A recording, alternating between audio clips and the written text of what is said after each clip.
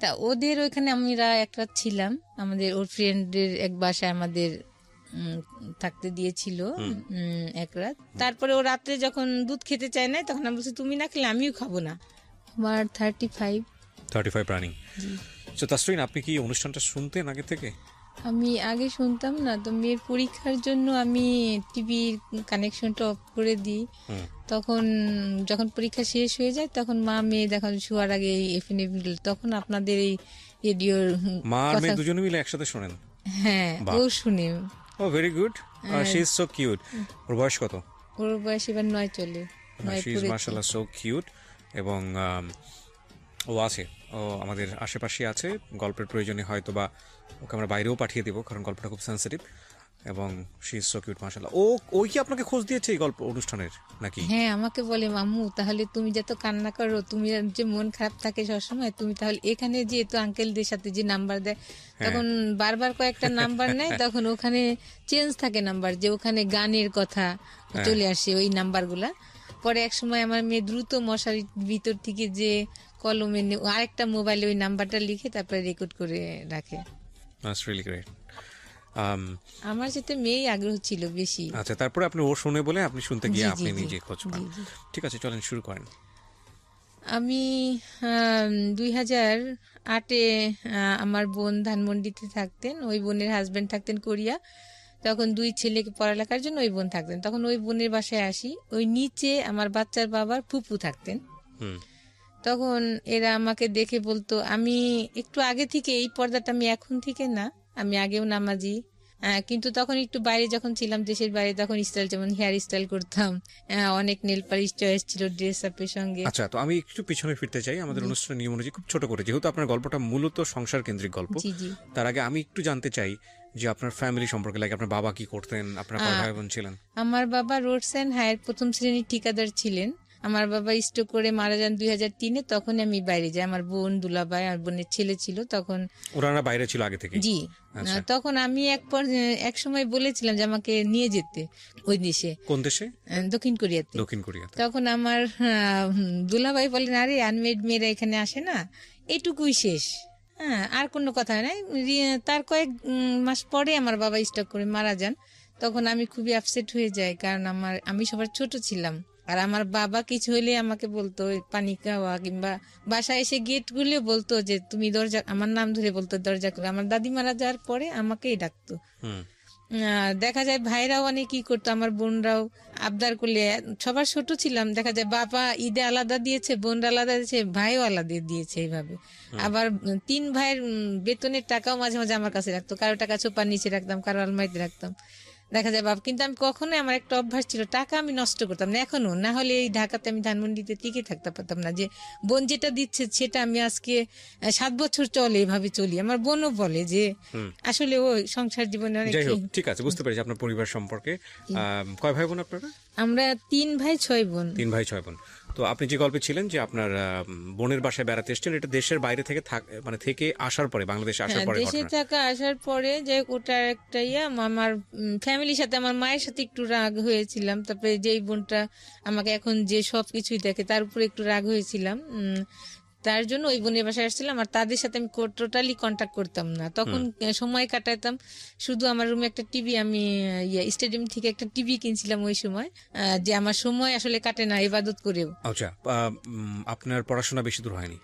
আমি বাইরে চলে গেলাম, ইন্টার করে আর করা হয়নি। ইন্টারের পরে আপনি পড়াশোনা করতে পারেননি। ওকে, সো দেশে আসলেন, দেশে আসার পরের ঘটনা। দেশে আসার পর যাই হোক, এইভাবে আমার তাও সময় কাটে না, তখন বিভিন্ন তালিমে যায়, নিচে যায়। তখন ওই নিচের ওই সময় ওরা ছিল 2 বোন, তো আমাদের বাসায় আসতো, আমাদের বাসায় কোনো ছেলে ছিল না। তখন বেশ ওদের সাথে মাঝে মাঝে বাইরে যেয়ে খেতাম। আর আমার ব্যাগে তো পার্সে অনেক টাকা থাকতো, তখন মার্কেটে যেতাম, ওদেরকে বাইরে গেলে খাওয়াইতাম। ওরা বলতো আন্টি ঠিক আছে খাও, আমিও খেতাম, মজা পেতাম, একা একা ভালো লাগে না, ওদের সাথে নিয়ে যেতাম। তখন আমাদের বাসায় এসে ওদের গেস্ট আসলে আমাদের বাসায় থাকতো, তখন আমার ফোন নিয়ে বলতো আন্টি একটু ফোন দিয়ে, আমি বলছি আচ্ছা ঠিক আছে দাও। এভাবে কোথায় ওরা দিত আমি এটা জানতাম না, কিন্তু ওরা কথা বলতো। পরে ওই নাম্বার থেকে আমাকে আবার কল আসতো, তখন আমি বলতাম যে আসলে আমি তো ফোন দিইনি, আপনাকে দিছে। এইভাবে সে বিশ্বাস করতো না। এইভাবে সে একদিন 2 দিন কথা বলতে বলতে পরে আমার সাথে কথা হয়। পরে আমি তার সঙ্গে কোনোদিনও কথা বলিনি, মেসেজ পাঠাইতাম। তারপর ওই সময়টা মনে হয় টি20 খেলা হচ্ছিল, ক্রিকেটের টি20 হচ্ছিল। আমি আবার আগে থেকে ছোট সময় থেকে ক্রিকেট খেলাটার ভক্ত। তখন দেখতাম আর ওনাকে মেসেজ বানাতাম। তখন বলতাম যে ঠিক আছে, আজকে যদি এই বাংলাদেশ জিতে তাহলে আপনার সঙ্গে আমি কথা বলবো, মেসেজ পাঠাবো না। তখন ওই টি20 জিতার পরে 2008 সালে তখন আমি তার সাথে ওই দিন থেকেই প্রথম কথা বলি। তখন আমাকে বলে যে আপনি নাম্বার, আমি বলি কি আসলে এমুক নামে কি আপনি কে চিনেন? বলে হ্যাঁ, আমার মামাতো বোন হয়। আমি বলি হ্যাঁ, ওরাই ফোন করতো, কিন্তু আমি কখনো আপনাকে ফোন করিনি এই নাম্বার থেকে, আমার নাম্বার নিয়ে ওরা কথা বলতো। এইভাবে তার সাথে পরিচয় হইলে সে তখন কি করতো, আপনার যে 2008 সালে ভোটের কাজগুলা যে হইতো, বিভিন্ন জায়গা থাকতো, তখন অনেক কথা হতো। তখন বলতো যে আমি তো আজকে কথা বলতে পারবো না, আমার এখানে রিচার্জের নাই। তখন আমি নিচে যেয়ে ওকে কখনো 100 টাকা নিচে রিচার্জ দিতাম না। তখনও বলতো কি, আমি ফোন দিতাম না, যখনই রিচার্জ দিতাম তখন আমি আর ফোন দিতাম না, দেখি যে ওকে দেন, আমি তো রিচার্জ করেছি। জি, তখন দেখতাম ফোন বল কে যেন আমার মোবাইলে টাকা পাঠাইছে। আর ও যখন ফোন করতো ভোর 4টা পর্যন্ত দেখা যায় কথা বলতো। আর আমার ব্যালেন্স থাকলে, আমার ব্যালেন্স শেষ হলে ও আবার ধরতো। তখন আমি ফজর নামাজ পড়ে পরে ঘুমাইতাম। পরে আরেকদিন বলতো আমি আজকে কথা বলতে পারবো না, কারণ আজকে আমার একটা রিচার্জ নাই, এখানে নাই। তখন আমি আবার ওই দিন ধরা পড়ে গেছি যে হ্যাঁ, আমি টাকা দিচ্ছি তাকে। এইভাবে মানে একটা বিষয় ক্লিয়ার ছিল যে আপনাদের দুজনেরই ভালো লাগা তৈরি হচ্ছিল সেই সময়টা। 14 দিনের কথা হয়েছে, আমাদের দেখা হয় নাই। ফ্যামিলি থেকে আমার মা বোনরা একটা ছেলে ঠিক করে আমার সিটিতে, ছেলেটা আমাকে আমার বোনের বাসায় দেখতে আসে। পরে আমার বোন জিজ্ঞেস করে যে তোর কেমন লাগছে? আমি বলি জি ভালো। তখন এক পর্যায়ে ছেলেও পছন্দ করে, কিন্তু ছেলে বলে আমাকে 6 মাস পরে তুলে নিবে, এখন বিয়ে হবে। তখন আমার বোন জামাই বোনরা এক পর্যায়ে যায় আমার সিটিতে। আমার চাচা, আমার বাবা যেহেতু বাচ্চা ছিলেন, আমার চাচা গার্জিয়ান ছিলেন, আর আমার মা, সবাই তারা যে ওই বাসায় যে বলে যে না আমরা দিব, কিন্তু বাট উঠায় আনার পরে 6 মাস রাখেন, তাতে সমস্যা নাই, কিন্তু যেদিন বিয়ে হবে সেদিন মেয়ে নিয়ে আসতে হবে, আপনাদের বাড়িতে নিতে হবে। এটা কে বলে? আমার ফ্যামিলি থেকে। আচ্ছা। তখন এক পর্যায়ে ওটা আমি জানতাম না। এই দিন যেদিন আমার ফ্যামিলি থেকে ছেলের বাসায় গেছে, ও তার আগের দিন আমি ওকে ফোন দিছি যে আমার মনে হয় এক জায়গায় বিয়ে হওয়ার কথা। বললো যে তোমার যাওয়ার দেখা না, আমি একটু কালকে ভিতরে আমি ঢাকা আসতেছি, ঠিক আছে তুমি যেও না। তখন আমার বোনদের বললাম যে আমি যেয়ে কি করব, এখনই তো সবকিছু না, আপনারা তো কথা বলবেন, আমি তো আর যাবো না এই বাসায়, আমি থেকে যাই। তো বলে আচ্ছা ঠিক আছে। তখন আমার বোনের ছেলে মেয়ে আর আমি বাসায় রইলাম। পরের দিনও আসলো। তখন আমি আবার ওই দিন একটু পার্লারে এসে, এখন আমার বোনের ছেলেটা এখন কানাডা পড়ে, তখন ও ছোট ছিল, বলতো যে আন্নু তুমি কোথায় যাচ্ছ? তখন আমি বললাম যে এই ডেটিং এ যাচ্ছি, কিন্তু ও বিশ্বাস করে না, কারণ আমি আসলে এই টাইপের ছিলাম না। আসলে সত্যি ওই দিন আমি ডেটিং এ যাচ্ছিলাম, মানে ওর সঙ্গে আপনি দেখা করতে যাচ্ছিলেন। তখন ওকে বললাম। ইন দ্য মিনটাইম 14 দিনের মধ্যে কি এরকম হয়েছে যে আপনি ওকে পছন্দ করে ফেলেছেন, ভালোবেসে ফেলেছেন, ও আপনাকে ভালোবেসে ফেলেছে? ওর কথা অনেক শুনতাম, ওই যে ওর কাজিনদের মুখে, এই দিক থেকে ভালো লাগে। 14 days is not enough to fall in love actually, but soft corner তৈরি হয়েছে। জি, মাঝখানে যেটা হতো আমার বিয়ে, যে ওর আমি যে নিচে থাকতাম, যখন ওরা যেতাম, ওরা আমাকে ওর আম্মা, ওই মেয়ের মারা বলতো যে এর জন্য বিয়ে হবে। আমার যে আমার যার সাথে বিয়ে নেক্সট হলো, তার যে চাচা, তাকে বলতো যে ওনার জন্য একটা ছেলে দেখো। তাই উনি আমার বলতো যে যার মুখই দেখলাম না তাকে বিয়ে কিভাবে ঠিক করবো। কথোপকথন হচ্ছিল আর কি। হ্যাঁ, তখন ও আসার পরে আমি তো তখন আমার 10,000 টাকার একটা ঈদে নিয়েছিলাম, ওই সময় 10,000 টাকার একটা 3 পিস, অনেক কাজ করা বাইরের ড্রেসটা ছিল, ওটা পরে গেছি। তারপরে অনেক সাজছিও পার্লারে যে। তারপরে এখন গুড়ি গুড়ি বৃষ্টি হচ্ছিল, তা আমি রিক্সায় বসা। তার আগে কথাটা ওকে বলতাম যে আপনার যে আমাকে, আমি তো সুন্দর না, আমাকে যে পছন্দ হবে কিভাবে বুঝবো? তখন বলবে তোমাকে যে আমি পছন্দ করলে ঠিক আছে তোমাকে আমি কিস দিব একটা। হ্যাঁ, কিন্তু আমি একটু বিশ্বাস করি নাই, জাস্ট যাই হোক। তখন আমি ওকে ফোন দিই, তখন দেখি যে ছেলে ফোন উঠায়, তখন আমি বুঝি এই হবে। অনেক লম্বা, ও 5 ফিট 10। তখন ও ফোনটা উঠায়, তখন আমি বলি আমি এই রিক্সায় আছি পিছন থেকে। তখন ও আসে, রিক্সায় বসেই প্রথমে গিয়ে আমাকে কিস দেয়। তখন আমি মানে কি কথা বলবো না কি করবো, আসলে হারাই ফেলি তখনকার ইয়েগুলা। তখন আমি রিক্সাওয়ালাকে বলি কি যে মামা আমি কোথায় যাবো, ওই সময় আসলে কোনো মাথায় আসছিল না। তখন আমি বলি মামা আপনি ধানমন্ডি পার্কে যান, ঘুরি ঘুরি বৃষ্টি হচ্ছে, ওটা মাথায় খেয়াল করি নাই। তারপরে গেলাম, ওখানেই জাস্ট 1 ঘন্টা কথা হয়েছে। তখন এই কথাগুলো বললাম, শেয়ার করলাম। তখন ও বললো ঠিক আছে কোনো সমস্যা নেই, আমি বিয়ে করবো তোমাকে, আমার দেশে যেতে হবে না, ওই ছেলেকে বিয়ে করতে হবে না। তখন আমি বললাম ছেলেটা তখন জানতাম যে ও তো ইঞ্জিনিয়ার, কিন্তু ওই কাজটা তখন ও করে, ভোটার আইডি কার্ডে ভোটার আইডি কার্ডের কাজটা হ্যাঁ কাজ করে। তারপরে কি হলো বললাম তখন বললো কি চলো একটু মার্কেটিং। তখন তো আমার কাছে আসলে অত টাকা ছিল না, তখন আমি ওর জন্য একটা মেরুন পাঞ্জাবি দিয়ে কাজ করা, পাকিস্তানি। 14 দিনের মধ্যে এত দূর চলে গেলেন আপনারা? ওই যে আমার বিয়ে ঠিক হয়েছে দেখে ও আসছি ঢাকাতে। বাট ঠিক আছে, বাট ওরা আমি দেখি নাই না, আপনাকে তো দেখতে আসতেছে, বিয়ে তো ঠিক হয়নি তখন। না, ওই জন্য ও যখন কথা হলো তখনই বললো যে না তোমার ওখানে যেতে হবে না, আমি তোমাকে বিয়ে করবো। তারপরে আমি বললাম যে আপনি যে বিয়ে করবেন ঠিক আছে, আপনি তো আত্মীয় আছে তাহলে এখানে, তাদেরকে বলেন। বললেন না তাদেরকে বলা যাবে না। আমি কই আপনার বাবা মা না, কয় কি না তাও বলা যাবে না। মানে আপনি ওকে ভালোবেসে ফেলেছেন, টু বি অনেস্ট। হ্যাঁ আসলে 14 দিন কথা হয়েছে, যাই হোক। এইগুলো কিন্তু পয়েন্ট, হ্যাঁ এগুলো খুব পয়েন্ট, এবং এগুলো আমাদের জীবনে প্রতিনিয়তই ঘটে। 14 দিন হয়েছে ওনার ক্ষেত্রে, কারো কারো ক্ষেত্রে 1 ঘন্টা হয়ে যায়। This unbelievable. আর ওই দিনে আমি ওকে প্রথম দেখি, তারপরের দিনে আমার আর কি বিয়ে হয়। তখন আমরা নিউ মার্কেট যাই, নিউ মার্কেটে যে আমার সাইজ চুজ করে ওর ড্রেসগুলো আগে কিনে দিই ওকে, আর আমার শাড়ি। পুরা টাকাটা হয় না, আমাদের যে টাকা ছিল শপিংটা হয় না করা। পরে আমি কিছু টাকা করে রেখে আসি, বলি আপনাকে এইভাবে আমি পাঠাই দেবো, দিয়ে যাবো এখানে। পরে এসে আমার শাড়িটারিও কেনার পর আমার ব্লাউজ বানাই দিতে দেয়। আর আমরা বাইরে তখন খেলাম, দুজনে খেয়ে আমাকে আমার বাসার কাছেই নামাই দিয়ে চলে গেল। আপনারা দুজন সম্পর্কে জানতেন? ওই যে ফোনে যত কথা হয়েছে। মানে কি জানতেন? ওর পরিবার সম্পর্কে ডিটেইল জানতেন? হ্যাঁ জানতাম, কেন ওর কাজিনরাই সবসময় বলতো। আচ্ছা, আমাকে আগে আপনার নিয়ে পরিবার যেতে। সম্পর্কেও জানতো না তেমন জানতো না আমার পরিবারের সঙ্গে। তো 14 দিনের দিন দেখা, প্রথম দেখাতেই এরকম একটা আমি ঘটনা। আসলে কিছু বলি নাই, কারণ কি তাকে চিনি না, তার কাছে আমার ফ্যামিলি এত কথা পরের বলে দিন না। আপনারা বিয়ে করার প্ল্যান করছেন, তো বিয়েটা তো আসলে পারিবারিক বন্ধন, দুই কিন্তু পরিবার। বলেছিলাম আমি, কিন্তু ও তখন একটা বলে যে না যদি বিয়ে না হয়, তুমি যদি অন্য কোথাও বিয়ে করো তাহলে আমার কি হবে জানি না। তখন আমি ভাবলাম যে, আর আমি তখন ওই যে যখন ধান পার্কে গেলাম ওকে আসলে মুখও দেখতে পারিনি, শুধু পায়ের দিকে তাকাইলাম। আসলে আমার পাটা অনেক সুন্দর না, আমার হাত সুন্দর কিন্তু, বাট ওর পাটা অনেক সুন্দর ছিল। আমি তখন পায়ের দিকে তাকাই থাকতাম, পা দেখে আরো না আমি ওই নিচেই তাকাই আছি তো পাই দেখতেছি শুধু, তার মুখের দিকে লজ্জা পাচ্ছি তাকাইতে। তখন শুধু পাই দেখতেছি, তখন বলছি যে পাটা যখন সুন্দর নিশ্চয়ই লোকটাও সুন্দর হবে এমন। তখন যখন ও অন্যদিকে তাকাচ্ছে হয়তো বা তখন আর চোখে একটু দেখি, কিন্তু আমি এতই লজ্জা বোধ ছিল, কিন্তু তখন আমি অনেক ম্যাচিউরড মেয়ে, কিন্তু আমি লজ্জা পাচ্ছিলাম ওর দিকে তাকাইতে। ফোনে কথা হওয়ার দেখা অনেকটা একটু থাকে, ব্যতিক্রম থাকে। তখন যখন ফেস টু ফেস কথা কই তখন লজ্জা ছিল, কিন্তু ওকে আমি অনেক টাইম ওর মুখের দিকে তাকাইতে পারিনি। যাই হোক এক পর্যায়ে তখন ও মার্কেটে নিয়ে যায় এগুলা কিনা হয়, তখন আমি ওর ওই কাজিনের মায়ের কাছ থেকে আমি টাকাগুলা নিই। তখন আমার ব্যাংকে যাওয়ার ছিল না, পরে ওখান থেকে 6,000 টাকা নিয়ে আমি আরো মার্কেটের ওখানে দোকানটা দিয়ে আপনারা নিজেরা শপিং করেছেন। পরে ও আমাকে রেখে গাজীপুর এক ফ্রেন্ডের বাসায় যায়। আমি কালকে তুমি রেডি হয়ে থাকো, আমি তোমাকে নিতে আসবো। অনেক বৃষ্টি থাকে, এত বৃষ্টি, আমাকে ছিনজি করে নিতে আসে। ওই দিন আমি একটু সাজি যে আজকে যখন আমার একটা দিন, তখন সে যে ওর ওই ফুপুকে আমি সালাম করতে যাই, আমি বলি কি দোয়া করেন, বলে হ্যাঁ আপনার মনে আসা পূর্ণ, কিন্তু সে জানছে না যে তারই আসলে ভাইয়ের ছেলে। যাই হোক পরে ওখানে অনেক ওরা অ্যারেঞ্জমেন্ট করে, গাজীপুর সালতা আমার বিয়ে হয়। বিয়ে হলে কে ছিল এই বিয়েতে? বিয়ে ছিল ওর ফ্রেন্ডরাই ছিল, আমার কেউ ছিল না আমার পক্ষে। তখন এক পর্যায়ে কাবিনের টাকা বেশি লিখেছে, 4 লাখ টাকা কাবিন হয় দেখে। একটা বিষয় খুবই খেয়াল করার মতো, সেটা হচ্ছে ঘটনার যদি একদম 2 লাইনে সাম আপ করি, উনি যাকে বিয়ে করলেন ওনাদের নিচ তলার ভাড়াটিয়া, যার সঙ্গে ওনার একটা সম্পর্ক ছিল, এই অর্থে 2 বোনের সঙ্গে উনি বাইরে মাঝে মাঝে আউটিং করতেন। তারা ওনার ফোন ব্যবহার করে যে ভদ্রলোককে উনি বিয়ে করলেন তাকে ফোন দিত। তো এইভাবে আসলে ওনার সঙ্গে কথোপকথন একটা পর্যায়ে, এবং 14 দিন কথোপকথন যেটা হয়েছে যে উনি অনেক বেশি লোনলি ছিল। ইতিমধ্যে উনি বাড়ি থেকে রাগ করে ওনার বোনের বাসায় আছেন, ওই সময়টাতে উনি টাইম পাস করছেন, বিভিন্ন রকমের কথাবার্তা বলতো ওই ভদ্রলোকের সঙ্গে। ইন দ্য মিন টাইম ওনার বাড়ি থেকে বিয়ে ঠিক করা হয়, সেটা ওই ভদ্রলোক জানতে পারে। জানার পরে ওনার সাথে ফার্স্ট দেখা, ইমোশনালি ওনারা একটা সিদ্ধান্ত নিয়ে ফেলেছেন, দে উইল ম্যারি।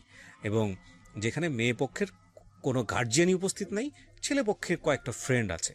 এই বিষয়গুলো খুব খেয়াল করার মতো। আপনারা হয়তো গেস করছেন যে এরপরে কি হবে না হবে, বাট এগুলো আমাদের প্রাত্যহিক জীবনে হয়। হওয়ার পরে আসলে কি হয় সেটাও খুবই লেসন আছে আজকের এই স্টোরিতে। হ্যাঁ বলেন। তারপর ওখানে নিয়ে যে বিয়ে হয় তখন ওই কাবিনের টাকা করতে যে টাকা থাকে না, তখন আমার গলায় চেন ছিল, চেনটা রেখে আমি ওখান থেকে কিছু লোন করি, যে টাকা আমি পাঠাই দিলে চেনটা নিয়ে যেতে। তারপরে এভাবে বিয়ে করে আমরা দুজনে একসঙ্গে আসি। আসার পরে ওই দিন আমার বোন ছিল না, ওই যে আমার ছেলে পক্ষ দেখার জন্য যে সবাই গেছে দেশে, ওই দিন বাসা ফাঁকা। তখন আমি বলি কি থাক, কোথাও যাওয়া থাকে না, আমাদের বাসায় যে উঠি। তা ওদের ওইখানে আমরা একটা ছিলাম, আমাদের ওর ফ্রেন্ডের এক বাসায় আমাদের থাকতে দিয়েছিল এক রাত।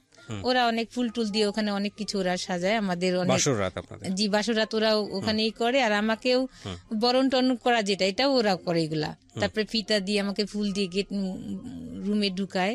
তারপরে পরের দিন আমরা চলে আসি। আমি বলি তাহলে আমার বোন তো নাই বাসায়, আমাদের বাসায় উঠি, অনেক রাত্রে আসি। তারপরে ধানমন্ডির এসে 27 বসে আমরা ফুচকা খেয়ে বাসায় ঢুকি। খাবার খেয়েছিলাম কিনা জানি না।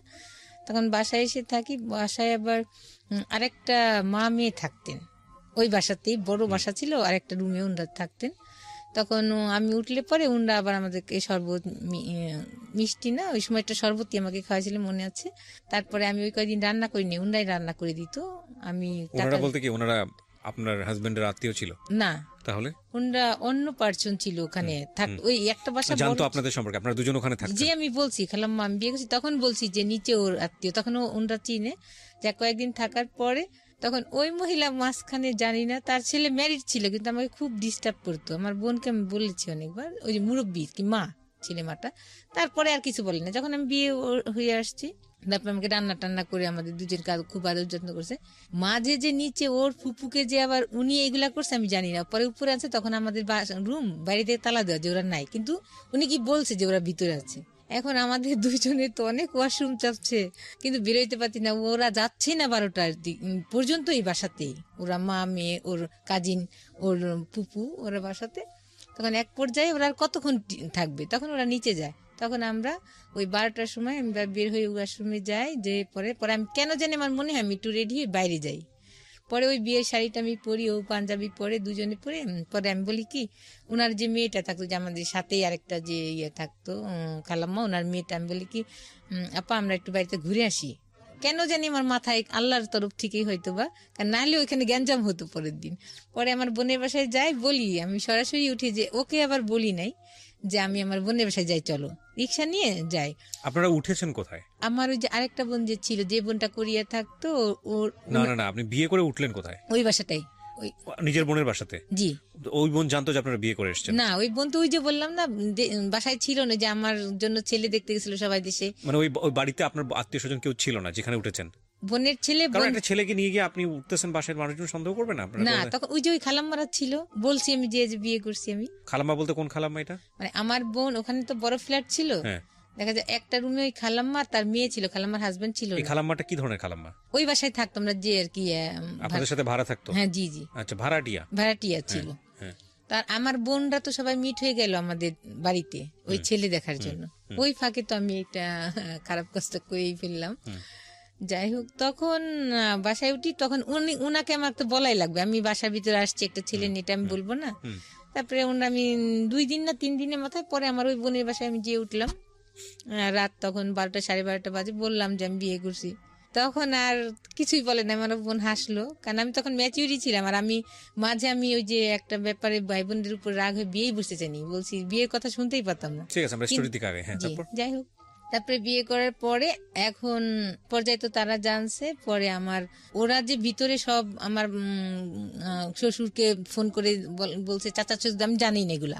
পরে আমাদেরকে ফোন না, আমি ড্রেস নিতে আসি বাসায়, আমার বোনের বাসায় আমি থাকি। আমার বোন বলে কি যাওয়া দেখা নাই, ওখানে কে রান্না বাড়া তোর দিবে, তোর এখানেই থাক। পরে আমি ড্রেস আনতে যাই, ওর ড্রেস, পরে ওর শু আর ড্রেস আমি ব্যাগে নিয়ে আসতে, তখন দেখি যে ওর ফুপু তো বোন তালা দিয়ে রাখে গেটের, মেন যে গেট নিচে কেচি গেট, কি ব্যাপার তালাকে? ওদের বাসায় বলি আপনি চাবি দেন তালাকে। ওদের বাসায় যাওয়ার পর ওরাও বাসা থেকে তালা দিই, কি ব্যাপার? তখন আমাকে ওদের বাসায় আটকানোর পরে ফোন দিলে আমি ফোন দিই, আমার বোন আমার দুলাভাই যায়, কিন্তু ও যায় না। না গেলে ওখানে প্রথম দেখি ওর বড় চাচাকে, আর আরেক চাচা, 2 চাচা আসছে। পরে 3-4 ঘন্টা আমাকে আজে বাজে কথা বলছে ওর ফুপু। এর মাঝে বলে আমাকে, ওই সময়টা আমি শুনি, ও চাচারাও বলে যে এই ছেলে তো ভালো না, তুমি যে বিয়ে করছো না জেনে, ওর তো একটা ছেলের সাথেও অ্যাফেয়ার ছিল। তখন বলে ওরা ওই সময়টাকে আমাকে বলে যে একটা ছেলের সাথে অ্যাফেয়ার ছিল, ওই ছেলের জন্যই ও গলায় দড়ি নিতে চাইছে, কেরোসিন গায়ে ঢেলে ও আত্মহত্যা করতে চাইছে। আমি এর কোনো কিছুই বলি না, কিন্তু ভিতরে ভিতরে বলি আল্লাহ এখন আমি কি করবো। তখন মেন লজ্জা পাচ্ছিলাম, ওখানে বোন জামাই ছিল, আমি যদি একা শুনতাম কথাগুলা আমি লজ্জা পেতাম না, কিন্তু কষ্ট পেতাম, কিন্তু আমি মনে হচ্ছিল কি আল্লাহ মাটি, কিন্তু ওরা যে বকাবাজি করতেছে ওইগুলো আমার কানে যাচ্ছে না, আমি খালি হচ্ছে কি এইগুলো আমার বোন জোড়াভাই শুনতে। যাই হোক, তা আমি ওই সময় ফার্স্ট জানি এগুলো। এখন আমি কি করি, আমি না কিছুই বলি নাই। তখন আমার চাচা শ্বশুর আমাকে, যে উনি মারা গেছেন, উনি আমাকে একটা সার্টিফিকেট দিয়েছিলেন যে মেয়েকে একটা ধন্যবাদ, এত ঘন্টা ধরে এত মানুষ এত কিছু বলছে, যে একটা কথাও সে বলে নাই। তখন আমাকে বললো তোমার মতামত কি? আমি বলি কি আসলে তো আমি একটা অন্যায় করে ফেলেছি, আমি এখন কি বলবো, এটা আমার, আমি বলেছি ওকে যে গার্জিয়ানকে ইয়া করতে, কিন্তু ও গার্জিয়ানের আপনাদের করে না। আমি বলছি আমার গার্জিয়ান নিয়ে, ওর গার্জিয়ান নিয়ে, কিন্তু ওইগুলা করেন। এক পর্যায়ে আমি বাধ্য হয়েছি ওর সঙ্গে বিয়ে বসতে। তখন আমার বোন সবকিছু মিলে দেখেন ওরা করে ফেলছে। তখন আমার বোন বললো ও তো ম্যাচিউর হয়েছে, ও যদি বিয়ে করে একটা খারাপ কাজ করে না, ও তো খারাপ কাজ করে না, ও তো এতদিন ধরে আপনাদের এখানে থাকে, আমার বোন আরেক বোনও থাকে, তো এর আগে কি কিছু খারাপ শুনেছেন? বলছে না। তাহলে কিভাবে খারাপ বলতেছেন? আমার বোন সে বিয়ে করছে, কোনো খারাপ কাজ করে নাই। সে যদি এর আগেও একটা অকারেন্স করতো তাহলে বললাম না আসলে আমি জানতাম না আমার বোন খারাপ, কিন্তু আপনারাই তো সার্টিফিকেট দিচ্ছেন যে এর আগে কিছু শুনেন নাই, আপনারাই ভালো বলছেন, এর আগেও বলছেন, আর আমি নিজেও জানি আমার বোন ভালো। যাই হোক, তখন এক পর্যায়ে আমার চাচা শ্বশুররা সার্টিফিকেট দেয়, আমার শ্বশুরে বলে যে না এরা ভদ্র ফ্যামিলি, এরা জব করে, সবাই শিক্ষিত, বাবা নাই মেয়ের, কিন্তু এরা এর ভগ্নিপতির দেখলাম এরাও খুব ভালো, কথাবার্তা বুঝে মনেছে। তখন আমার শ্বশুর ফোন দিল, ঠিক আছে ওদের এইভাবে আসা দরকার নেই, ওই দিনই ফোনে ওদের একটা অনুষ্ঠান করে নিয়ে আসবো, 3 তলায় আমি কমপ্লিট করি, টাইলস বসাই, তারপর ওদেরকে নিয়ে আসবো, ওরা দিন এমনি নাচ চলে আসে। যাক, এটাই ফাইনাল কথা। তখন আমি আমার বাসায় যেয়ে রইলাম এক পর্যায়ে। তারপরে মনে হয় এর 15 দিন পরেই আমার শ্বশুর দিন দিবে, বিয়ের দিন ডেট ঠিক হবে, ওই দিন আমার চাচা শ্বশুর যাবে বাসায়।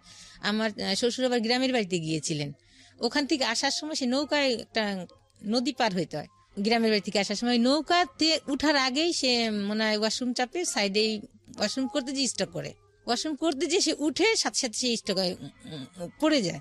ওখান থেকে তাকে হাসপাতালে আনতে আনতে সে মারা যান। তখন আমাদের বিশ্বাস হয় না, তখন আমার ওই বড় চাচা শ্বশুর ফোন করেন যে তোমরা কি কিছু জানো? আমরা বলছি না। তখন ওকে বলে যে তাই তুই চলে আস। তখন আমার বোন বলে যে তাহলে তুইও সাথে যা, আমাকে বলে। তখন আমিও যাই, আমি মনে হয় যাই সঙ্গে, ওর যাই গেলে পরে ও বাড়িতে নেন আমাকে। ওর একটা স্যার ছিলেন, স্যারের বাসায় আমি থাকি টিটিসিতে, আর ও বাড়িতে যায়। ও বাড়িতে যাওয়ার পরে আমার দুলাভাই আবার যায় ওই দিনে, ওর সঙ্গে আমার দুলাভাই যায়। পরে গেলে আমার দুলাভাই ওই সময় মৃত বাড়ি গেলেও সে তার যে সামাজিকতা সেটা করে গেছিলেন, দাদি শাশুড়ি, নানি শাশুড়ি, আমার শাশুড়ির জন্য শাড়ি, এগুলা সব সে সামাজিকতা করে গেছেন। তখন তারা বলল যে দেখেন এখন তো এই পর্যায়ে অনুষ্ঠান করার আসলে মন মানসিকতা নাই, আর মানুষও একটা খারাপ বলবে, তাহলে আপনি ওকে, আমার বাচ্চার বাবার কথা বলে যে ওকে যে নিয়ে আসুক। এক পর্যায়ে আমাকে নিয়ে যায়, ও অনুষ্ঠান ছাড়াই নিয়ে যায়, গ্রামের বাড়িতে উঠায়, ওখানে ছোটখাটো অনুষ্ঠান হয়, তারপরে আমাকে শহরের বাড়িতে নিয়ে আসে। তারপর শাশুড়ি ওই বাড়িতেই থাকে, গ্রামে থাকে। আমার বোনরা আমাকে রেখে আসে শহরে। এক পর্যায়ে আমাকেই সব বহন করতে হয় তাদের, শুধু ঘরে চাল ছাড়া আর কিছু লবণও রাখে না, আর কলের পানি ছিল। আমার বোন আমাকে 10,000 টাকা দিয়ে আসে যে হাত খরচ বাবদে, ওই 10,000 টাকা আমি এক মাসে খরচ করি, এর ভিতরে আর কোনো বাজার কর না। তারপর এক পর্যায়ে গ্যাস সিলিন্ডারে গ্যাস শেষ হয়ে যায়, আমি চুলাতে রান্না করতে পারি না, পরে আমি গ্যাসও কিনি। এক পর্যায়ে তারা আর বাজার করে না, কিছুই করে না, কিন্তু তার ভিতরে আমি যাওয়ার পর থেকেই তারা করে যে আমাকে ছাড়াবে। নেক্সট একটা কথা, আমার দাদি শাশুড়ি ভাই উকিল ছিলেন, তা উনাকে আবার আমার শাশুড়ি ওনার সঙ্গে যোগাযোগ করে যে ওকে নিয়ে কথা। তখন আমার হাজবেন্ডকে নিয়ে যায়, আমার দাদি শাশুড়ি ফোন করে নিয়ে যায়, বলে যে কত টাকা কাবিন করছিস, সেগুলো বলে কি বুঝে শুনে করছিস, এত টাকা কাবিন করছিস, বউ তো ছাড়তে হবে। বলে আমি বিয়ে তো করছি ছাড়ার জন্য না, যাক বিয়ে করছি ছাড়ার জন্য না। এইভাবে অনেক ঝামেলা চলতে থাকে। আর আমাকে যত শাস্তি যত প্রকারে আছে, আমাকে ডাইনিং স্পেসে শুইতে দেয়। দেখা যায় যে ও আসলে আমি সারাদিন আমরা কথা বলতে পারি না, আমি যদি কিচেনে থাকি ও কিচেনে যে আমার সঙ্গে কথা বলে, আমাকে ধরে কিচেনে। কিন্তু তারা সবাই খাওয়া দাওয়ার শেষে আমি শুইছি, লজ্জা পাচ্ছি। আর বেডশিটও এমন একটা নোংরা ছিল, পরে আমার বোন একটা বেডশিট দিয়ে আসে, ওটা আমরা ব্যবহার করি। আমি কোনো কিছুই বলি না। উনি 6 মাস শুধু খেসারি ডাল দিয়ে ভাত দেয়, আমি খেতে না পেরে কাজের বোয়ারে দিয়ে আমি কচু শাক আমি রান্না করে ফ্রিজে রাখি, যে এইভাবে কিভাবে ভাত খায় ওরা নাস্তা, কিন্তু আমি নতুন বউ বলতেও পারছি না কিছু। তারপরে এইভাবে আমার বোনটা বললে ওরা কি মাছ কিনে না? আমি বললাম তোর মাছ কিনে না, আমার তখন টাকা শেষ, আমি তখন আর কিভাবে পিওর ভেজিটেরিয়ান। কি আমার বাচ্চার বাবা শুধু একটা ডায়েরি ছিল, সামলাইতে থাকে, কেন ডায়েরিটা সামলায় কেন? পরে একদিন কোথায় সামলায় আমি জানি না, পরে একদিনকে আমার বাচ্চা দাদি বলে ওই ড্রামে পুলার চাল আছে, তুমি ধান বাঁচতে পারো? আমি বসে থাকি, আমার দেবরদের পড়াই, তারপরে আমার সময় থাকে, তারপরে বলে এখন ওদেরকে পড়াইতে বলে, এখন ধান চাল দিছে বাঁচতে, ঠিক আছে বাঁচতেছি। পরে ওখান থেকে চাল নিতে যেদিকে একটা ডায়েরি, এখন ডায়েরির পুরাটা আমি পড়ি, কোনো কিছুই পাই না।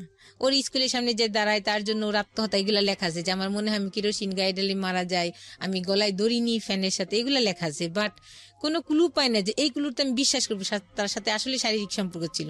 পরে তার সাথে বলতে কার সাথে? ওই যে ছেলের সঙ্গে? ওই ছেলেটার সঙ্গে যে আমি এখন শ্বশুর বাড়ি গেলাম, আরো কম বেশি শুনছি এটা। আচ্ছা, শোনার পরে তারপরে আমি বিশ্বাস করি, কারণ ওই ডায়েরি শেষে যখন আমি এক জায়গাটা দেখি যে তোমার এই জায়গা যদি কোনো কেউ হাত দেয় তাহলে আমি অনেক কষ্ট পাবো, তখন বলি হ্যাঁ। সে যখন তার আগে আমি ডায়েরি পুরাটা পড়ছি, কোনো কুলু না পেয়ে ওই কথাটা যখন, তখন আমার আর কিছু লাগে নাই যে হ্যাঁ তার সাথে ছিল কিছু একটা, মানে এটা দুজনই ছেলে সম্পর্কই ছিল। হ্যাঁ কিছু একটা ছিল, সবাই বলছে, ওর মা সবাই জানে, ফ্যামিলি জানে, কারণ একই রুমে থাকতো দীর্ঘদিন। This is the very important thing. আমি কেন বারবার বলি এই গল্পটা কমন, মানে এই গল্পের প্রেক্ষাপটে আমি যে কথাগুলো বলবো সেগুলো কমন, খুবই কমন। বারবার বলি, প্রতিবার বলি, বিয়ে একটা পারিবারিক বন্ধন। বিয়েটা কখনোই ভেরি শর্ট টাইমে, ইট ইজ নট ফ্যান্টাসি বস, এগুলো ফ্যান্টাসি না, বিয়ে জিনিসটা ফ্যান্টাসি না। বিয়েটা দুটো মানুষের মধ্যে হয় না, দুটো পরিবারের মধ্যে হয়, অ্যাকচুয়ালি তাই। এবং ভালো করে একটা মানুষকে না জেনে, না বুঝে, না শুনে কখনোই এই সিদ্ধান্তটা নেওয়া উচিত না এবং উচিত না। কারণ বিয়েটা মানেই দায় মুক্তি না, বিয়েটা মানেই দায় সারা না। বিয়ে হয়ে যাওয়া মানেই হচ্ছে যে সবকিছু শেষ হয়ে গেল, তা না। বিয়ে হয়ে যাওয়া মানে হচ্ছে সবকিছু শুরু। এবং এই ভুলগুলো আসলে আমরা ইমোশনালি যে কত বড় স্কেলে করি, আনথিঙ্কেবল। বলেন তারপর। কিন্তু ও যে এই ধরনের আসলে বোঝা আচ্ছা, আপনি পেলেন, তারপরে কি করলেন? পেলে পরে তখন এর আগের কথাটা বলি, ওই যে যখন অনেক রাতে আমি ওই ডিসিশন নিয়েছিলাম প্রথম দিনে, ওর চাচারা যখন মিট হলো ঢাকাতে, আমি যাওয়ার আগে শ্বশুরবাড়ি, বলছিলাম যে না ওকে আমি ছেড়ে দিব, কিন্তু ও সারা রাত আমার এই দুই পা ধরে বসেছিল। আপনি ওকে জিজ্ঞেস করেছিলেন যে তোমার সম্পর্কের কোনো শুনেছি এটা ঠিক বলে কিনা? এগুলো মিথ্যা। তাহলে আমি বলে কি করে বিশ্বাস করি, তুমি কি করলে আমি বিশ্বাস করি? আমি কি কোনোদিন যদি আপনার কিছু শুনি তোমার, তাহলে আমি ইয়া করব। তখন আমার এই সারা রাত পা ধরে বসেছিল যে তুমি আমাকে ছেড়ে যেও না, হ্যাঁ তুমি কোনোদিন আমার কোনো খারাপ কিছু পাবা না। তখন একটা ছেলে যদি এইভাবে কান্না করে, এত করে, সে আপনি ডায়েরি পেলেন, তখন নেক্সট যে তার ডায়েরি পেলাম, তখন তো আমার অনেক দিন তার সাথে সংসার জীবন হয়ে গেছে, তখন আর আমি কিছুই বললাম না। আপনি তাকে কোনো জিজ্ঞেস করেননি ডায়েরিটা কি? হ্যাঁ সে শুধু সামলাইতো। পরে আমি পাওয়ার পরে যখন তাকে টর্চার করলাম, এগুলা জিজ্ঞেস করলাম যে এগুলা, তখন সে 5 ওয়াক্ত নামাজ পড়ে, আমি 5 ওয়াক্ত নামাজ পড়ি, তার ভিতরে এগুলা তখন করলো কি, সে সব ডায়েরি আরো কাগজ টাগজ ছিল তার ড্রয়ারে, ওগুলা পুরাইলো আমার সামনে, পুরাই ফেললো ওই ডায়েরিটা, আরো কি কি কাগজ ছিল ওগুলা পুরাই ফেললো। বাট আনসারটা কি ছিল তার? কিছুই বলে না, শুধু হাসে এক পর্যায়ে রেগে সব পুরাইলো। পুরার পর তখন আমার তো নতুন সংসার, কোনো কিছুই রাগ না। বিয়ের কয় মাস পরের ঘটনা এটা? বিয়ের 2 মাস 3 মাস 2 মাস 3 মাস পরে। মানে আপনি তখন শিওর হয়ে গেলেন যে এরকম একটা সম্পর্ক ছিল, আর এলাকারও বলছে আমাকে এগুলা। যাই হোক, বলার পরে আমি তো সংসার করছি। এক পর্যায়ে আমার ছেলেটাকে এটা আপনি আইডেন্টিফাই করতে পেরেছিলেন ওই সময়? জি, ওদের পাশের বাসায় ছিল। তো রাতে ওদের কোনো বোন ছিল না, ওরা 4টা ভাই ছিল, ওদের 2 ফ্ল্যাট নিয়ে থাকতো, ফাঁকাই থাকতো রুমগুলা, ওর সঙ্গে রাত্রে থাকতো এসে, হয়তো বা বন্ধুর মতন খুব ক্লোজ ছিল এই পর্যায়ে। তখন যাই হোক, এগুলো সব আপনি ওর মুখ থেকে শুনেননি? না, ও আমাকে কিছুই বলে না। হ্যাঁ, ওর আত্মীয়স্বজন বলেছে। তারপরে এক পর্যায়ে আমি প্রেগনেন্সি হই, 2009 আমার মেয়েটা হয়। সংসার একটু খরচ বেশি বাড়তি লাগে, কিন্তু হয় না। যেটা ওর যে বাসার নিচে যে দোকান ছিল, ওটার যে আয় হতো, দেখা যায় মেশিনটা তারপরে মাসে দ্বিগুণ টাকা লেগে যেত নষ্ট হইলে সারার জন্য। এইভাবে খুব ঝামেলা হইতে থাকে। এক পর্যায়ে অনেক গন্ডগোল হয় মাঝখানে। আমি বলি যে এইভাবে চলতে পারে না, বাচ্চার একটা জিনিস খাওয়াতে পারি না, একটা কষ্ট। হ্যাঁ, তখন ও এর মাঝ যাই হোক, এক পর্যায়ে তখন ও করে কি, একটা চাকরিতে যায়, বাসার ভাড়াটিয়া ছিল পাশে, তারে ধরে ইন্স্যুরেন্সে একটা চাকরি নেয়। ইন্স্যুরেন্সের চাকরি 1 বছরে, 2012 সালে যায় চাকরিতে। প্রথম দিকেই মানে চাকরিতে যায়। তখন সে ভালোই চাকরি করতে থাকে, বেশি স্যালারি ছিল না, তার ভিতরে আমি চলে যেতাম। সে জানতো, চুপচাপ কিছু বলতাম না। দেখা যায় আমার 4 বছরের সংসার জীবনে সে একবার একটা ইলিশ মাছ কিনেছিল, আর একবার বাইলে মাছ কিনেছিল, আর মেয়ের জন্য সে মাছ আনতো পাঙ্গা, সেটা দে। কিন্তু আর এদের এত সম্পত্তি, এতই, কিন্তু এটা এত হিসাবি, এত কৃপণ। ও যখন জবে যায়, আমি জানি না, মাঝে মাঝে এসে বলে যে আমার এক ম্যাডাম আছে, ওখানে ওই টেবিলটায় গেলে উনি এই কাজ কার্ড এক্সট্রা পায়, টাকা পায়। তাই আমি বলি আস্তে আস্তে দেখো, প্রায় ম্যাডামের কথা বলতো। তখন আমি এক পর্যায়ে বলি, এই তুমি এত ম্যাডামের গল্প, তুমি যে সহজ সরল মানুষ, তুমি তারপরে অল্পতেই মানুষের ফাঁদে পড়ে যাও। কয় কি আরে না ঝামেলা। আমি কই কি হয়েছে? কয় কি না ম্যাডামের একটা পারিবারিক সমস্যা। আমি কই কেন, ওনার ভাই বোন নাই? কয় হ্যাঁ, এক ফুপা আছে, ওনার হাজবেন্ডের সাথেই হচ্ছে না ঝামেলা। এর ভিতরে কিন্তু সেই জড়াই গেছে, আমি জানি না। আমার বাচ্চার যখন সেকেন্ড বার্থডে, ওই দিনই ও প্রথম ঢাকাতে। পরে আমি এগুলো মিলাই। আসলে কি ওকে আমি অন্ধবিশ্বাস করতাম, কেন জানি। আমি ভাবতাম না ও সত্যই কোনো বাসায় মেয়ে আসলে বাইরে ও তাকাইতো না, তাদের মুখের দিকে তাকাই কথা বলতো না, তাদের সাথে কথা বলতো না, শান্ত স্বভাব ছিল। আমরা জোরে কথা বললে বলতো যে তোমরা তো বাইরে যাও না, বাইরে গেলে তো মুখ আমার দেখাইতে হয়, তোমরা এত জোরে কথা বলো কেন, বাসার রাস্তা থেকে শোনা যায়। এই ধরনের সে খুবই, আর সে কি বলবো, অন্য ধরনের মানুষ ছিল আমার কাছে না, শুধু আমার ফ্যামিলিও বলে। কিন্তু সেই ব্যক্তিটা যে এত খারাপ কাজ করতে পারে এরপরেও। তারপরে আমার বাচ্চাটা এরকম ম্যাডাম ম্যাডাম করতো। তখন ফার্স্ট ডেতে আমি ফোন করি, ঢাকা আসছে সে মেশিনের কাজে, বাড়ি থেকে ঢাকা আসছে। আসার পরে কি ব্যাপার, ফোন ধরে না, রিসিভ করে না। ওর বার্থডে বাজার করবো, সে গেছে 12টায় পৌঁছেছে, তার ফুল বন্ধ। ওর দাদির ফোন দিয়ে দেয় বন্ধ। তখনই সারি ওই মেয়েটা। আর ম্যারিড পার্সন, একটা কথা আমি যেটা বলি, ম্যারিড পার্সন মেয়েদের হয় কি সহজেই সহবাস হয়ে যায় একটা পুরুষের সাথে যদি সম্পর্ক থাকে। কারণ তখন তো মেয়েটার আর মেয়ে একটু ভয় পায় যে না কি করবো। আর ছেলেদের কোনো প্রবলেম নাই, কেউ দেখলেও কি আর না দেখলেও কি, যে এটা আমার তর্ক। কিন্তু মেয়েদের একটা আনমেড ভয় পায় কিছু অ্যাক্সিডেন্টলি কিছু ঘটে কিনা, কিন্তু আমার পরবর্তীতে আমার সংসার জীবন কেমন হবে। কিন্তু ম্যারিড মেয়েরা কিন্তু এটা ভাবছে না, একটা ম্যারিড ছেলের সাথে সম্পর্ক। যেটা আপনার পার্সোনাল অপিনিয়ন, আমরা ওই জায়গাটা না যাই, ইভালুয়েশনের জায়গাটা না যাই। ঘটনাটা কি ঘটেছে সেটা বলেন। হ্যাঁ, তখন দীর্ঘদিন ওই মেয়ের সাথে যোগাযোগ করে, যেটা আমি জানি না। ওর নামে আর একটা ওর কলিগ ছিল, বলতো কি ভাবি, তখন ওই মেয়েকে নিয়ে আমার, ওই মেয়ে একটু দূরে ছিল, বাসা কাছে নিয়ে আসছে যাতে তাকে সে যোগাযোগ বেশি করতে পারে, শর্ট টাইমে চলে আসতে পারে। পরে বলে কি ভাবি, আমার কোনো হাতে কিছু নাই এখন, আপনি সংসার আপনি রাখো। আমি কই কেন? ওই দিন আমি টাকা নিয়ে যাই, ওর জন্য একটা জায়নামাজ গিফট করবো। 13ই নভেম্বরে বার্থডে ছিল, জায়নামাজ গিফট। তখন আমার হাত পা ভেঙে আসে যে কি বললো এটা। তখন আমি বলি আচ্ছা ঠিক আছে। তখন আমি আর বাসায় আসি না, বাসায় না এসে ওই মেয়ের অফিসের কাছে দাঁড়ায় থাকি। ওই দিন ও অফিসে নাই।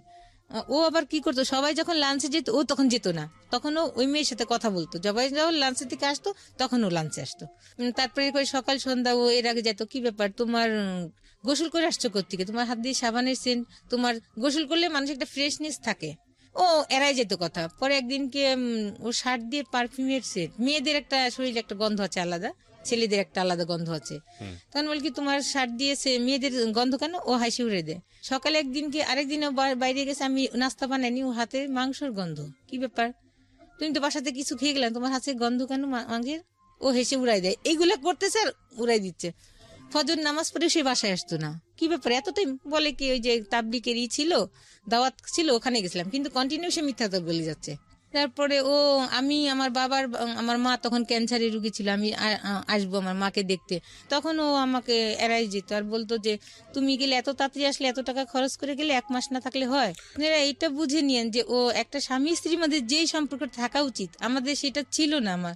কিন্তু আমি এটা মাঝে মাঝে মিসিং পেতাম, ওর বুঝতাম, কিন্তু সংসার জীবনে কলহর জন্য স্টপ হয়ে যেতাম। মাঝে মাঝে মন খারাপ হতো, কান্না করতাম, তারপরে আর বার্গেনিং করতাম না। তারপরে এক পর্যায়ে আমি ওই মেয়ের অফিসের সামনে দাঁড়াই থাকি ওই দিন 13ই ডিসেম্বর। আর আমি মার্কেটে যে ওর জন্য জায়নামাজ কিনি না, দাঁড়াই থাকলে পরে ওই মেয়েটা অটোতে উঠে, আমি পিছনে অটোতে উঠি। দেখি যে বাসার সামনে সে ওর বাসার সামনে নেমে হেঁটে যাচ্ছে, আমি পিছনে, মেয়েটা যায় আর পিছনে পিছনে তাকায়। তখন মাঝখানে আমাদেরই এক পরিচিত মুয়াজ্জিন আছে, উনি আবার ওই সাইডে দোকান দিছিল। তখন বলে হ্যাঁ ভাবি, আমি তো ভাইকে দিক দিয়ে মাঝে মাঝে যাওয়া দেখি, সকাল সন্ধ্যায় যায়। আমি মেয়ের পিছনে পিছনে যে বাসাটা দেখে আসি। তখন আমি কনফার্ম হই না যে আসলে তার সাথে সম্পর্ক। পরে আমি বাসায় আসি, বাসায় আসলে পরে এক পর্যায়ে ওর যে নিচে দোকানটা থাকে, ওই দোকানের ড্রয়ারে পাসপোর্ট থাকে ওর, আর কিছু টাকা থাকে। আর আমার বোন আমার মেয়েকে যে ব্যাংকে নতুন টাকা দিছে বান্ডিল, সেটাও আমাকে জানায় না, ওইভাবে রেখে দিছে, টাকাটা খরচ করে নাই। ওই টাকাগুলো নিয়ে আমি বাসায় উঠি। ও অফিস থেকে বাসায় এসে দেখে ড্রয়ার ভাঙায়, আমাকে অনেক সার্চ করে, আমি কিছুই কথা বলি না, তখন ও বাসা থেকে চলে যায়। তখন আমি এক ভাড়াটিয়াকে বলি যে মামি, আমি একটু এই ঘটনা, আপনি আমার সাথে একটু চলেন। তখন উনি আমার সঙ্গে যায়, যে একসঙ্গে আমি আগে যে মেয়েটাকে ফলো করে যে বাসা চিনে আসছি, আমি কিন্তু ভিতরে ঢুকি নেই, মেয়েটাকে আমি দেখাইনি, কিন্তু যখন আমি ও বাসাতে চলে যায় আমাকে টর্চার করে, তখন মামিকে আমি সাথে নিয়ে যেয়ে দেখি যে দুজন একই সাথে, তখন আর আমি সহ্য করতে পারি না। মামিকে রেখে আমি ওকে বলি যে তুমি এগুলা করতে পারলে, এক পর্যায়ে হাতাহাতি হয়।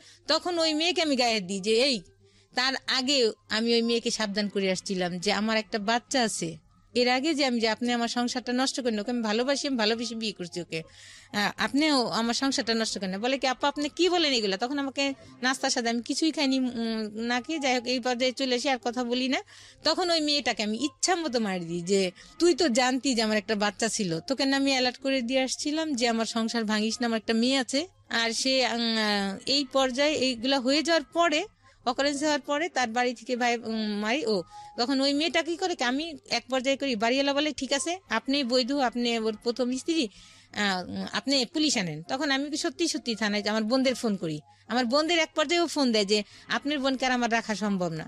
তখন আমার বোন আমাকে ফোন দেয়, তখন বলে কি ঠিক আছে তুই যা, পুলিশ নিয়ে। পুলিশ আনার মাত্র তখন দেখি যে মেয়ে নিয়ে ও অলরেডি ওর বাড়িতে চলে গেছে, ওই মেয়ে নিয়ে, ওই বাসায় নাই, মেয়ে নেই। তখন পুলিশকে নিয়ে আমি আমার শ্বশুরবাড়িতে উঠি। উঠার পরে প্রতিবেশী যারা আছে তারা আসে, তারা টাকাটুকু দিয়ে পুলিশকে সলিউশন করে দেয়, ওই মেয়ে থাকে। এক পর্যায়ে দেখি কি আমার বাচ্চার দাদি তার রুমে নিয়ে ওই মেয়েকে উঠাইছে। তার মানে সে যদি প্রশ্রয় না দিত, তার ছেলে কিন্তু আরেকটা কথা, সেখানে প্রশ্রয় অপ্রশ্রয়ের বিষয় না, ইভালুয়েশনটা আসলে আমাদের যারা শুনছেন দর্শক তারাই মূল্যায়ন করুন। জি ঘটনা আপনার লাইফে যেটা ঘটেছে আপনি জি, সেটা বলে যান। তারপরে ওখানে উঠায়, তারপরে এক পর্যায়ে কথা হয়। তখন ওই মেয়েকে ওই রাতে রাখে ওদের বাসায়, আর আমরা তো দোতলাই থাকি। কিন্তু সে এর মাঝে সে করতো কি, বাথরুমে যে মেসেজ পাঠাইতো, কথা না, বাসায় যতটুকু রাখবে সে কথা না বলতে পারলে বাথরুমে যে মেসেজ পাঠাইতো। পরে আমার গার্জিয়ানরা গেল, অনেক টর্চার করলো, তুমি এই ধরনের কাজ করতো, সব জায়গায় কি তোমার সাথেই শুধু মেয়ের দেখা, আর কারোর সাথে দেখা না? বলে হ্যাঁ আমি এতে অফিসে, কই না তুমি অফিসিয়াল কাজ, তার বাসায় বাড়িতে যেত না। ওই ঈদের কথাটা মিসিং হয়ে গেছে। সে করছে কি আমাদের বাসায় রেখে সে ওই মেয়ের বাড়িতে গেছে। প্রশ্নের উত্তর দেন। সেটা হচ্ছে আপনি যেটা বললেন যে মেয়েটাকে ছেলেটাকে আপনি একসাথে পেয়েছেন, জি পুলিশ নিয়ে আসছেন, জি। তারপরে বিষয়টা কি মীমাংসা হলো আপনাদের মধ্যে? হ্যাঁ, মীমাংসা করে দিল মীমাংসা ওরা। কি ছিল? মীমাংসাটা ছিল আপনার সঙ্গে থাকবে আপনার হাজবেন্ড। না বলে না, আমি এমনি গেছিলাম, আমি তাকে বিয়ে কিছু করি। মীমাংসাটা কি ছিল? রেজাল্টটা কি ছিল? আপনার আমার সঙ্গে, সঙ্গেই রয়েছে, হ্যাঁ আমার হ্যাঁ, সঙ্গেই আপনার সঙ্গে রয়েছে। থাকবে, আপনি সেটা মেনে নিলেন। হ্যাঁ মেনে নিলেন, তার মানে সে ওই মেয়ের সঙ্গে আর যোগাযোগ করবে না। না, এরপরে ঘটনা সামনে দিকে আমি আগান। আমার ফ্ল্যাটে, আমি থাকতাম দোতলায়, আমার শাশুড়ি থাকতো তিনতলায়। তখন ওরা চলে, ও মেয়েকে আমার শাশুড়ি রেখে দিল, সকালবেলা পাঠাইলো। যাই হোক অফিসে আরো মানুষজন, অনেক ঝামেলা হইলো। এরপর যে আবার করলো কি, সে এর মাঝে তো অনেক ঝামেলা গেছে, অনেক কিছু হয়েছে, আমার মামা শ্বশুর সবাই আসছে, সবাই আমাকে ভোট করছে যে এই বউ, আমরা যতক্ষণ যদি কারেন্ট না থাকে, এ হাত দিয়ে কোন দিক দিয়ে যা রান্না করতেছে, খাবারও দিচ্ছে আর হাতের পাখা নামতেছে না। সে আবার কি করলো, ওই মেয়েকে এক পর্যায়ে, এর মধ্যে তো অনেক ঝামেলা চলতেছে, ঝামেলা প্রায়ই হয়। সে কথা বলে, আমি ঝামেলা করি, সে দেখা যায় যে নিচে আমরা টিউবওয়েলে পানি খেতাম, সে আনতে যেয়ে সে কথা বলতেছে। সে আসলে পানি কলসিটা টিউবওয়েলে ওখানে রেখে, আমি তো বউ মানুষ, আমি নিচে যাব না খাবারের পানি আনতে, সেই আনতো। তখন সে নিচে যাচ্ছে, হাতিম আলী কলেজের মাঠে যে সে কথা বলতেছে, মাঝখানে যে তখন মেয়ের গলায় বটি ধরছি, সত্য কথা বল, কার সাথে কথা বলছিস, না এই যে জব দিব তোর মেয়েকে। তারপরে বললে পরে সে বলে যে হ্যাঁ হ্যাঁ তুমি বটি নামাও, আমি সত্যি কথা বলতেছি। এই বললে পরে বলে যে ওর সাথে কথা বলতেছিলাম, কিন্তু আমার দরকার ছিল কথা। আমি দরকার তাহলে ঘরে বসে বলতা, আমার সামনে বলতাম, আমি তো কিছু বলতাম না। কিন্তু কন্টিনিউ সে মেয়ের সাথে চালাই যাচ্ছে। আবার কি করছে, যেই বাসায় যে গন্ডগোল হলো, সে কি করছে, ওই বাসা দেখে মেয়েকে আরেকটা বাসা নিছে। তখন আমার তো একটা বাচ্চা আছে, ওকে আমার সঙ্গে নিয়ে যেতে হয়। তখন আমার বেবিটা 3 বছর। তখন ওর মা বলে কি, ছেলেকে অ্যালার্ট করে দেয় যে তোর বউ কিন্তু গেছে, তুই সাবধান থাকিস। ও আর ওই পথে যায় না। আমি দেখি দূরতে দাঁড়াইছি যে অটোতে উঠবে, কিন্তু অটোতে উঠে না, যে আমি ধরা পড়বে। তাই এক পর্যায়ে সে অতিষ্ঠ হয়ে আমি যে তাকে সবসময় চোখে চোখে রাখতেছি, এগুলো সে অতিষ্ঠ হয়ে যায়। তখন কি করে, এক পর্যায়ে সে মেয়ে নিয়ে চলে যায়। আমাকে বলে কি, আমি তো এই কয় তারিখে এসে যাবো, ঢাকাতে যাবো, আমার কাজ আছে। স্যার আমাকে, তার মাঝখানে আমি স্যারকে এবার ফোন দিছি, এমডি স্যারকে, স্যার ও কিন্তু ওই মেয়েকে নিয়ে যাবে, আপনি ছুটি দিবেন না। স্যার আমার, আচ্ছা ঠিক আছে। তখন ওকে বলে যে তুমি তো আমার শুক্রবারেও কাজ আছে, তুমি যেতে পারবে না, বৃহস্পতিবার লঞ্চে উঠবে। কিন্তু এক পর্যায়ে যাই, বাসায় এসে এটা বলে কিছু বলি। তখন ও যেদিন নাকি ফাইনালি যাবে টাকা পয়সা নিয়ে, সেদিন আমি তো জানতেছি, আমি আবার করছি কি, 2টা আমার বাচ্চার কাপড়গুলা আমি নিচে একটা জায়গায় রাখছি যাতে কেউ না দেখে। ও যাবে, আমি এক পাশে যাবো পাশ।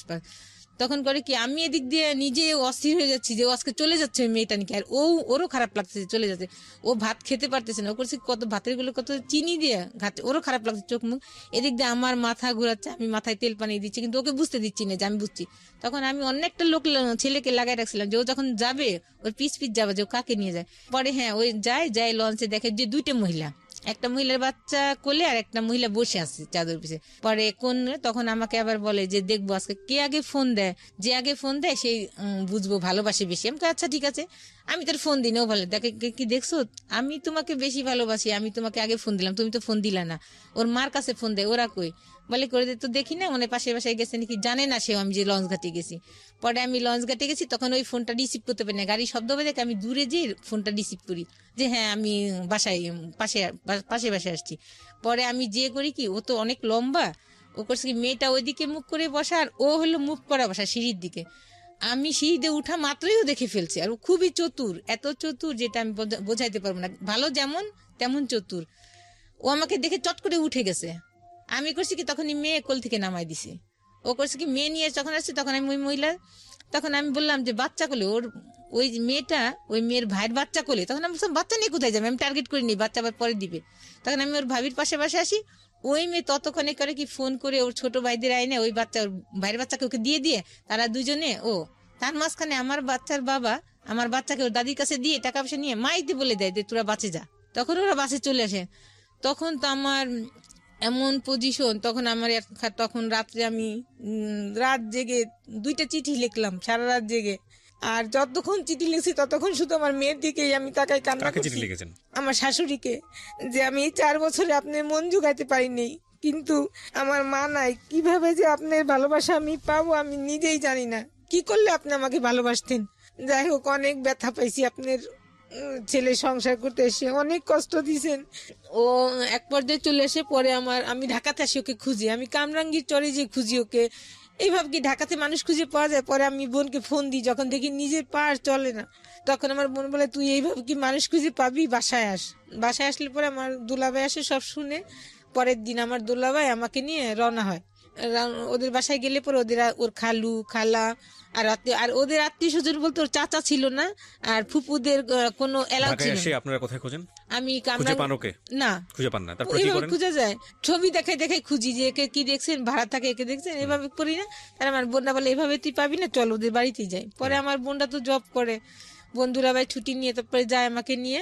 পরে ওদের আত্মীয় স্বজন বলতো মামারা, খালি খালারা ছিল, ওদের ফেভারে কথা বলে, ওর মামাদের এত এলাও করতো না মামা। পরে আমি আমার বোনকে নিয়ে আবার ওদের বাড়িতে যাই। পরে এক পর্যায়ে না আমি যাই না, আমার বোনের বাসায় থাকে। আমার বোন আবার ওদের থ্রেট করতে থাকে যে আমার বোনকে তোরা কোথায় গুম করছিস বের কর, নাহলে তোদের নামে আমি কেস করব। এক পর্যায়ে তাহলে ওর মা ফোন করে ছেলেকে বাড়িতে আনে। ও বাড়িতে আসার পর আমাকে একটা মেসেজ দেয়, তোমার সংসার তোমারই রয়েছে, আমি বাড়িতে ফিরে এসেছি, তুমি আসো। পরে আমার বোনটা আমাকে নিয়ে যায়, সকালে আমরা পৌঁছানোর পরে এক পর্যায়ে অনেক আমাদের আত্মীয় স্বজনও যায় ওইখানে, পরিচিত সবাই, আমার দুলাভাইয়ের যারা সার্কেল ছিল তাদেরকে নেওয়া হয়। ওদের আত্মীয় স্বজন আসার পর অনেক গ্যাঞ্জাম হয়। এক পর্যায়ে ওরা আমাকে ছাড়ানোর জন্য টাকা পয়সাও রেডি করে রাখছে ওর মা, আমরা সেটা জানি না। তখন এক পর্যায়ে আমার দুলাভাই ওর গায়ে হাত দিতে যায়, এত বড় বিয়াদব একটা বাচ্চা আছে যেখানে, সেইখানে আমি বলি কি ঠিক আছে। পরে আমি আমার এক আত্মীয় ছিল মুফতি, তখন আমি বলি ভাই ওই মেয়েকে কিভাবে ছাড়ানো যায়। তখন বললে যে কি একটা দোয়া ছিল যিনি মুত্তাকিলা মুফাসসিল না কি বললে আমার নাম ধরে, তাছাড়া যত স্ত্রী থাকবে তালাক হয়ে যাবে। তখন আমি ভুল করছিলাম যে এটা যদি করে সে তাহলে ঠিক আছে আমি মানবো। পর এটা করার পরে সকালে শুকুর আলহামদুলিল্লাহ আমি সংসারে থেকে যাই। আমার বোনটা চলে আসার পরে একদিন থাকে বাসায়, তারপরের দিনই করে কি সে বলে যে আমি নল সিটিতে কাজে যাচ্ছি। ওর মা বলে ও কি কাজে যাবে না, তার মিথ্যা কথা বলে কাজে। আর ও করতো কি তখন বাসায় আমাদের দোতলায় থাকতো না, 3 তলায় বেশি সময় কাটাতো, কারণ ওইখানে তো অবাধে সে যাত্রা করতে পারবে না, তার কোনো কেউ বাধা নাই। তখন সে ওই মেয়েকে নিয়ে ওই বাসায়। পরের দিন পরে আমি ফোন দিছি, আমাকে তো বলছে যে বলে কি মেজো ফুপুর বাসায় যাবো ওখান থেকে কাজ সেরে। পরে আমি ফোন দিছি মেজো ফুপু ও কই, নিপাকে ওর সাথে পাঠাই দিন। বলে কি যে কেন কিভাবে তো আসে নাই, আমাকে কেন যায় নাই।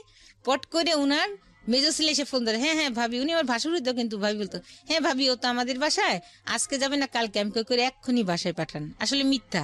পরে আমি আর কিচ্ছু বলিনি। ও তখন আমি বাসায় রান্না করে মনে করি উপরে খাই, এর ভিতরে তো বাচ্চা দাদি যা তা খেতে দিতে এই যে আজে বাজে কথা বলে, তারপরেও আমি তো না খাওয়ার মতোই হয়তো বা যখন পারি না তখন একটু যে পানি কোনো রকম খেয়ে আসি। তারপরে করি কি, যখন তখন আমার মাথায় আর কাজ করে না যে আর ওকে সময় দেওয়া যাবে না, ওর সংসার আমাকে আর সম্ভব না।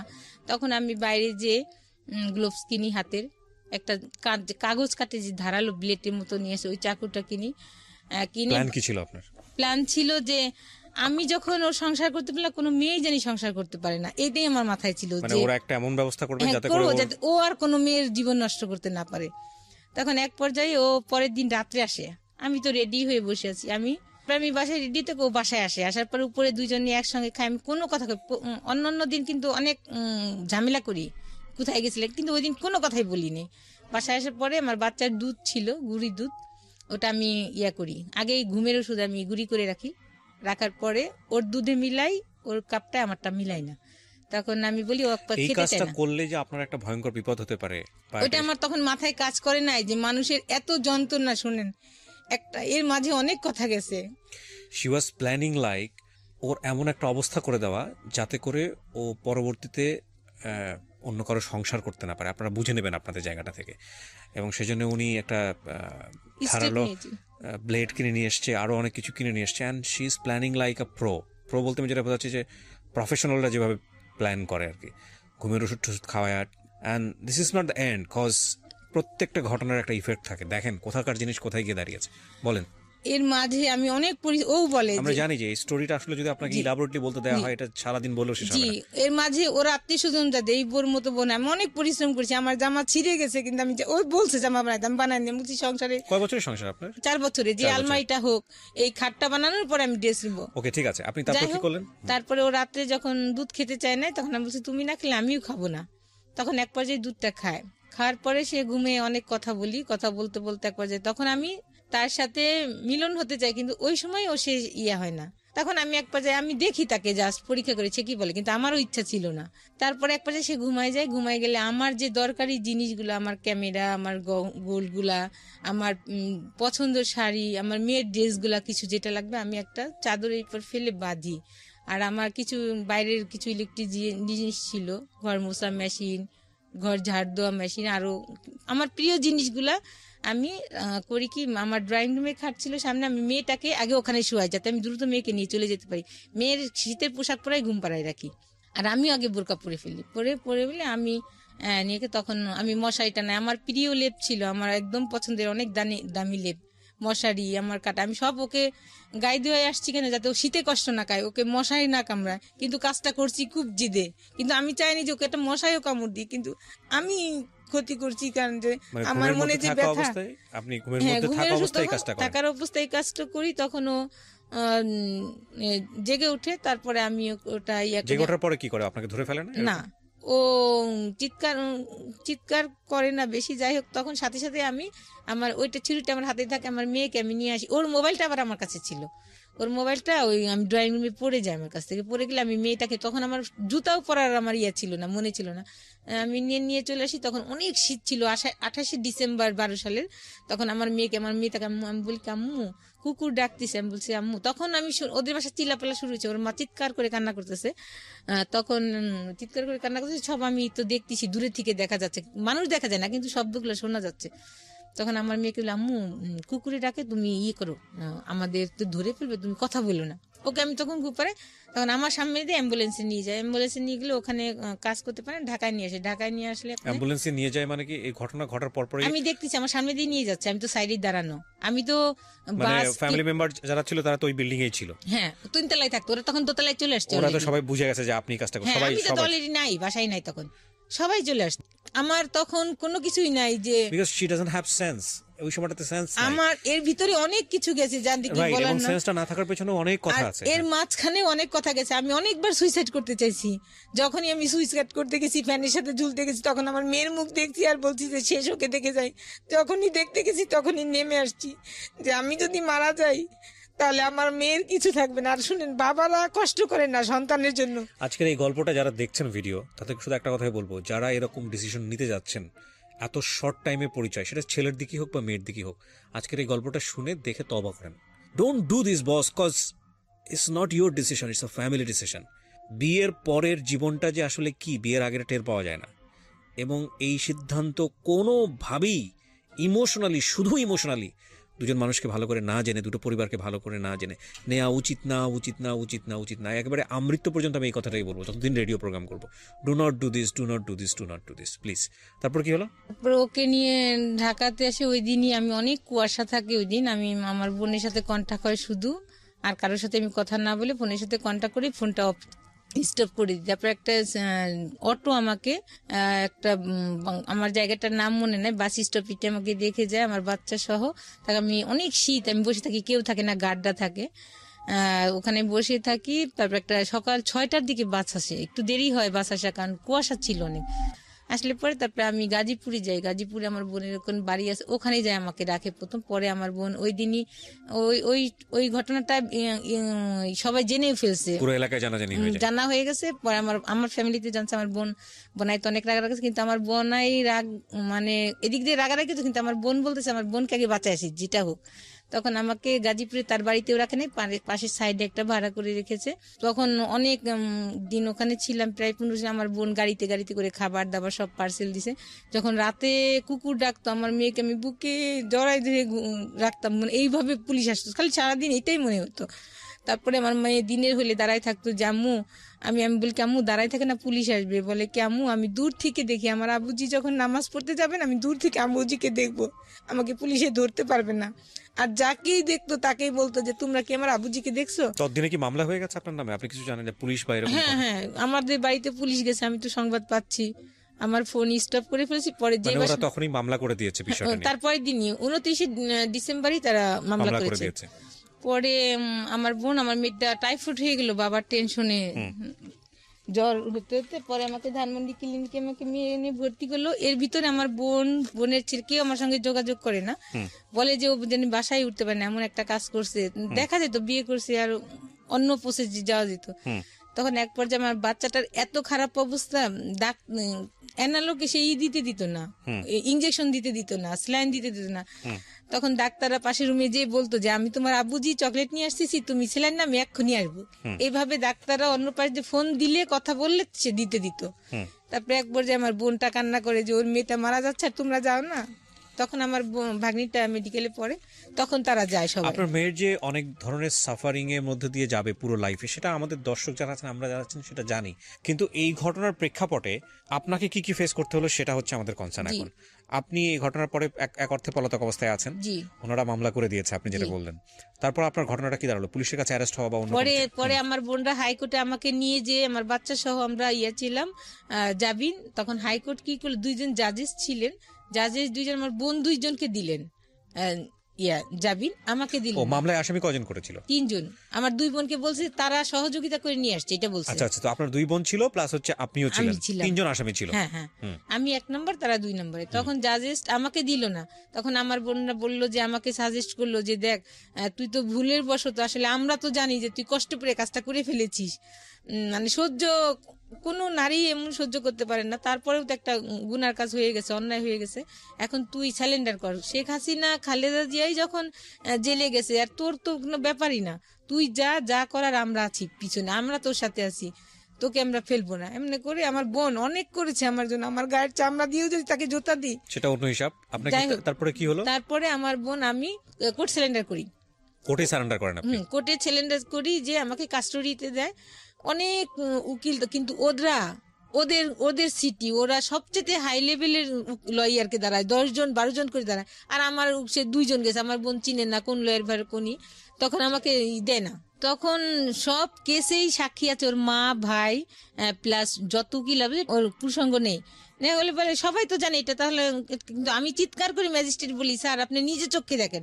পরবর্তী নেক্সট একটা ওখানে একটা দাঁড়াই আছে যে 205-এ, যে সচক্ষে দেখেন, কিন্তু ম্যাজিস্ট্রেট এই কাজটা করে নাই। বলে কি যে প্রমাণ এবং সাক্ষ্যাদি কাগজপাতি দাঁড়াতে বোঝা যায় যে, মানে এক পর্যায়ে যখন সাক্ষী চলে আসে